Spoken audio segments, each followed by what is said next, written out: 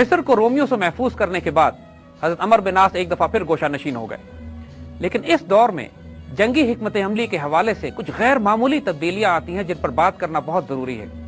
ان تبدیلیوں کے نتیجے میں آئندہ آنے والی کئی صدیوں میں جنگی اور حربی تاریخ کا نقشہ تبدیل ہو گیا۔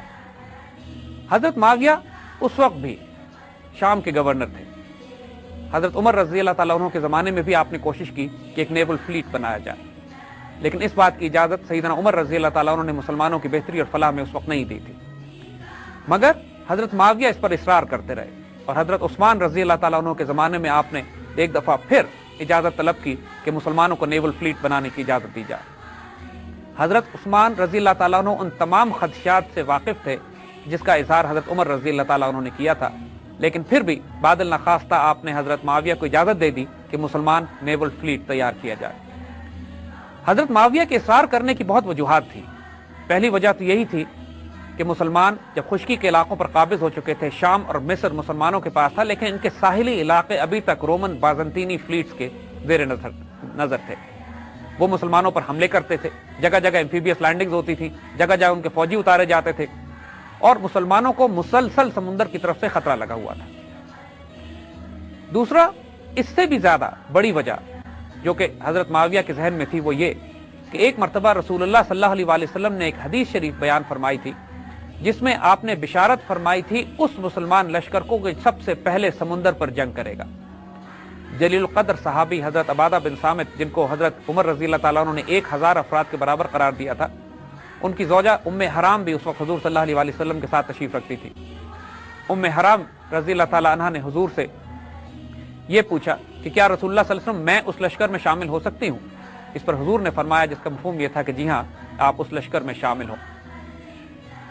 یہ بات مسلمانوں کو معلوم تھی، اور مسلمان اس بات پر سبقت لے جانے میں بھی جلدی کر رہے تھے کہ اس فوج میں شامل ہوں جو سب سے پہلے سمندر میں جا کر جنگ کرے گی۔ امیر معاویہ رضی اللہ تعالیٰ عنہ نے حضرت عثمان سے اجازت لینے کے بعد ایک بحری بیڑا تیار کیا۔ دوسری طرف مصر سے بھی، الیگزینڈریا سے بھی، جو کہ مسلمانوں کے قبضے میں تھا، ایک بحری بیڑا وہاں تیار کیا گیا، اور اس وقت مسلمانوں کا ٹارگٹ قبرص تھا۔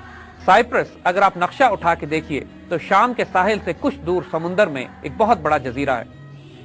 آج بھی قبرص پر مسلمان، ترک اور عیسائی یونانیوں کا آپس میں جھگڑا رہتا ہے، لیکن یہ جزیرہ سب سے پہلے حضرت معاویہ رضی اللہ تعالیٰ عنہ کے دور میں حضرت عثمان رضی اللہ تعالیٰ کے حکم سے مسلمان بحری جنگ کے نتیجے میں حاصل کیا گیا۔ 2 مسلمان بحری بیڑے نکلتے ہیں، ایک شام سے اور ایک مصر سے، اور جا کر قبرص کو فتح کیا جاتا ہے۔ قبرص کے حاکم نے جزیہ دینے پر آمادگی کا اظہار کیا، مسلمان فوجیں واپس آ جاتی ہے، لیکن چند سال کے بعد وہ بغاوت کر دیتا ہے۔ ایک دفعہ پھر مسلمان بحری بیڑے نکلتے ہیں، 500 جہاز قبرص لینڈ کرتے ہیں، 12,000 مسلمان فوج قبرص پر چھوڑ دی جاتی ہے، اور قبرص مکمل طور پر مسلمانوں کے قبضے اور کنٹرول میں آ جاتا ہے۔ اس کے بعد مسلمانوں میں حوصلہ بڑھنا شروع ہو گیا، بڑے بڑے بحری بیڑے تیار کیے جانے لگے، اور پہلی دفعہ رومن فلوٹیلا کو، رومن نیول آرماڈاز کو کھلے سمندروں میں چیلنج کیا جانے لگا۔ اسی اثنا میں رومنز نے 600 جہازوں کے ساتھ سکندریہ پہ بھی حملہ کیا، اور یہ پہلی بڑی جنگی لڑائی تھی جو مسلمانوں نے سمندر پر لڑی۔ 400 کے قریب مسلمان بحری جہاز، 600 رومی جہاز، ایک خوفناک لڑائی میڈیٹرینین سی میں لڑی گئی۔ اللہ نے مسلمانوں کو فیصلہ کن فتح دی، اور مسلمانوں نے اس نیول جنگ کو بھی اس طرح لڑا جیسے زمین پر لڑی جاتی ہے۔ دشمن کے جہازوں کو لنگر ڈال کر ان کو کھینچ لیا گیا، اور جب وہ تمام جہاز قریب آ گئے تو پھر فوجیں اس جہازوں میں اتر گئیں اور دست بدست لڑائی ہوئی۔ رومیوں کو شدید نقصان اٹھانا پڑا، اور پہلی دفعہ کئی 100 سال کی تاریخ میں ان کو احساس ہوا کہ اب بحیرہ روم میں، میڈیٹرینین میں ان کے مد مقابل ایک اور نیوی تیار ہو گئی ہے۔ مسلمانوں کے لیے یہ عظیم عظمت اور جلال کا وقت تھا، پہلی مرتبہ خشکی سے نکل کر مسلمان نیول وارفیئر سیکھ رہے تھے۔ اگر آپ نوٹ کریں، آج بھی پوری دنیا میں جتنی جدید نیول اصطلاحیں ہیں وہ تمام کی تمام وہ ہیں کہ جو مسلمانوں کی دی ہوئی ہیں۔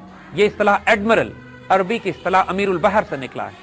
یہ جو ایٹلس نقشے کو کہا جاتا ہے، مسلمان اطلس ایک کپڑے کے اوپر نقشے بنایا کرتے تھے، جس کی وجہ سے آج یہ لفظ ایٹلس نکلا ہے۔ اسی اثنا میں جب مسلمان قبرص پر فیصلہ کن فتح حاصل کر چکے اور الیگزینڈریا کی اچھی طرح دفاعی سرحدوں کو مضبوط کیا جا چکا تو مسلمانوں نے اب فیصلہ کیا کہ نکل کر براہ راست یورپ کے نزدیک حملہ کیا جائے اور سسلی کا جزیرہ جو اٹلی کے بالکل نیچے ہے اس پر حملہ کیا گیا۔ کئی سو مسلمان بحری جہاز اور کئی ہزار کی فوج نے جا کر سسلی کا محاصرہ کیا۔ ایک طویل عرصے تک محاصرہ قائم رہا، مسلمانوں نے پے در پہ شکستیں دی، لیکن سسلی کے دفاع کے لیے بازنطینی بحری بیڑا کئی سو جہازوں کے ساتھ وہاں سے روانہ ہوا۔ مسلمانوں نے تجربہ حاصل کر لیا تھا بحری جنگ کا، اور جو مقاصد تھے وہ حاصل کر لیے تھے، اور لہٰذا بیڑے کو واپس بلا لیا گیا۔ لیکن اب وہ وقت قریب آ گیا تھا جب ایک فیصلہ کن جنگ رومن بحری بیڑے کے ساتھ مسلمانوں کی ہونے والی تھی۔ تقریباً اسی اثنا میں 600 بحری جہازوں کے ساتھ کانسٹینٹینوپل سے رومن بحریہ نکلتی ہے، اور مقصد اس کا مسلمانوں کو چیلنج کرنا تھا جو اب بحیرہ روم میں رومن اتھارٹی کو کنفرنٹ کر رہے تھے۔ بائزنطینی سلطنت کے مرکز قسطنطنیہ کے پاس ایک فیصلہ کن جنگ لڑی گئی۔ اس کو تاریخ میں مستولوں والی جنگ کہا جاتا ہے، یعنی اتنے جہاز تھے اور جہازوں کے مستول اتنے نظر آ رہے تھے کہ صرف مستول ہی نظر آتے تھے۔ اس جنگ میں 600 رومن جہاز اور 200 مسلمان جہازوں کا خونریز تصادم ہوتا ہے۔ تاریخ اس کو نیول یرموک کہتی ہے، یعنی وہ یرموک کہ جو سمندر میں لڑی گئی۔ جس طرح یرموک میں ایک فیصلہ کن شکست رومن سلطنت کو ملی تھی جس کے بعد خشکی سے ان کا وجود ختم ہو گیا تھا، اسی طرح اس نیول یرموک میں رومن فلیٹ کی اتنی مکمل تباہی ہوئی کہ اس کے بعد کئی سو سال تک بائزنطینی نیول فلیٹ مسلمانوں کو میڈیٹرینین میں چیلنج نہیں کر سکا۔ مسلمانوں نے اس نیول یرموک میں فتح حاصل کرنے کے بعد قسطنطنیہ کی طرف پیش قدمی نہیں کی۔ مقصد مسلمانوں کو یہ تھا کہ تھوڑا سا ری گروپ کریں، ری آرگنائز کریں، اور بعد میں قسطنطنیہ پر ایک اور حملہ کیا جائے گا۔ قسطنطنیہ مسلمانوں کی نگاہوں میں تھا۔